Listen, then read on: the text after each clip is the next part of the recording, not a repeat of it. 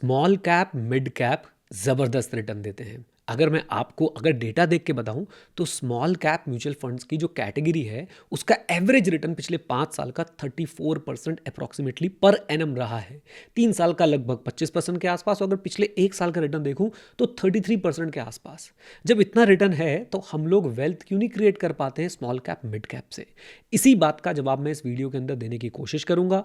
आप लोगों से ये उम्मीद है कि आप लोग पूरा एंड तक सुनेंगे और अपना एक्सपीरियंस जो है वो नीचे कमेंट बॉक्स में कमेंट करके बताएंगे। सबसे बड़ा रीजन कि हम लोग स्मॉल कैप मिड कैप के रिटर्न क्यों नहीं कमा पाते, और अगर कमा भी लेते हैं तो इससे हम लोग वेल्थ क्यों नहीं क्रिएट कर पाते, वो ये है कि हम लोगों का, इंक्लूडिंग मी, और मैं काफ़ी हद तक सुधरने की कोशिश कर रहा हूँ, आपको भी सुधारने की कोशिश कर रहा हूँ, हमारा जो एवरेज होल्डिंग पीरियड है वो बहुत कम है। मैं एक डेटा पढ़ रहा था, according to recent data only a small percentage of Indian investors hold mutual fund investment for more than 5 year. यानी भाई बहुत ही छोटा परसेंटेज है जो 5 साल से ज्यादा के लिए अपने म्यूचुअल फंड इन्वेस्टमेंट्स को होल्ड करता है। फाइनेंशियल ईयर 22-23 में अगर हम देखें, only 3% of the mutual fund units were held for more than 5 year. यानी 97% यूनिट्स जो है वो 5 साल से कम के लिए होल्ड हुए थे और सिर्फ 3% 5 साल से ज्यादा के लिए होल्ड हुए थे। अब मैं जब अपने म्यूचुअल फंड कोर्सेज में आप लोगों को पढ़ा रहा होता हूं, मैं आपको पहली चीज बोलता हूं, इक्विटी में तभी आए जब आप लोगों के पास मिनिमम 5 से 7 साल है। मेरा झुकाव 7 साल की तरफ ज्यादा रहता है। आपको भी ये बोलूंगा भैया 7-8 साल दोगे तभी जो है इक्विटी से आप लोग रिटर्न कमा पाओगे। एंड स्पेसिफिकली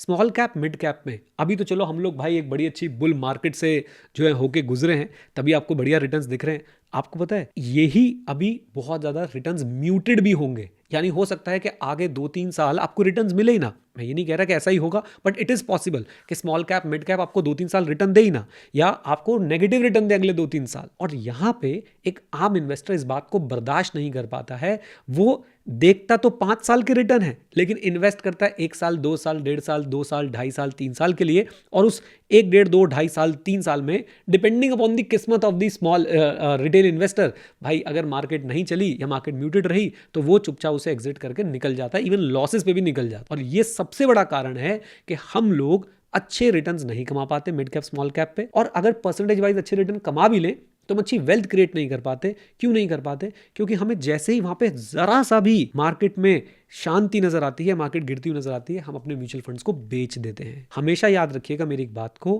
कि कंपाउंडिंग 8th वंडर है, लेकिन compounding is handicap without time. Compounding is handicap without time. अगर आप टाइम ही नहीं देंगे तो कंपाउंडिंग काम ही नहीं करेगी। जितना लंबा समय देंगे उतना ज़्यादा जो है कंपाउंडिंग काम करेगी। तो एक बात याद रखिए, मैं आपको 1-2 फैक्ट्स और बताना चाहता हूं कि भाई देखो, अगर आप निफ्टी 50 स्टॉक्स के अंदर 7 साल के लिए बने रहे ना, तो ऐसा माना जाता है कि भाई आपके रिटर्न्स जो हैं अप्रॉक्सीमेटली 10% तो on an average per annum बनेंगे ही बनेंगे, राइट? ऐसा माना गया है, ऐसे रिसर्च में पाया गया है। Just think over it. आपका अगर इक्विटी में आप इन्वेस्ट करने आ रहे हैं और 5 से 7 साल आपके पास नहीं है तो आप गलती कर रहे हैं, राइट? और आप इस मार्केट से परेशान होके जाएंगे, इस मार्केट से हार के जाएंगे। जब भी आप आए, खासकर स्मॉल कैप मिड कैप पे, तो ये सोच के आए कि I am ready for the highest returns, for zero returns and even for negative returns, but मैं लॉन्ग टर्म के लिए बना रहूंगा और आपका जो ओवरऑल एवरेज है वो फिर आपको अच्छे रिटर्न के परसेंटेज के फॉर्म में मिलेगा। और साथ साथ में आप जब लंबे समय के लिए पैसा जोड़ेंगे एक अच्छे रिटर्न के रेट से, तभी आप लोगों का जो है वो वेल्थ क्रिएट होगा। आई होप मेरा मैसेज क्लियर है। आई होप अब आप ये गलती नहीं करेंगे। आप जब भी इन्वेस्ट करेंगे 5 से 7 साल जो है वो मिनिमम लगाएंगे, है ना? चलिए, आप लोग मुझे अपना एक्सपीरियंस जरूर बताइएगा कि आप लोगों ने स्मॉल कैप मिड कैप पे कभी ये गलती करी है कि भाई नेगेटिव हुआ तो बेच के निकल गए, शांत हुआ तो बेच के निकल गए, या फिर आप लोग वहां पे डटे रहे। लॉन्गेस्ट पीरियड आपका क्या है म्यूचुअल फंड में इन्वेस्ट करने का?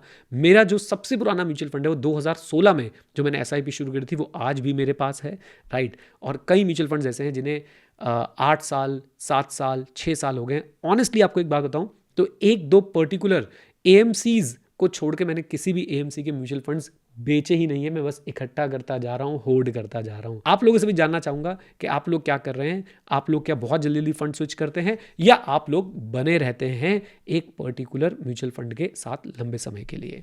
ओके, चलिए, with this note thank you very much, stay connected, stay here, जय हिंद। और हाँ मित्रों, सीखते रहें क्योंकि सीखना शुरू तो जीतना शुरू। Bye bye and take care, God bless you all.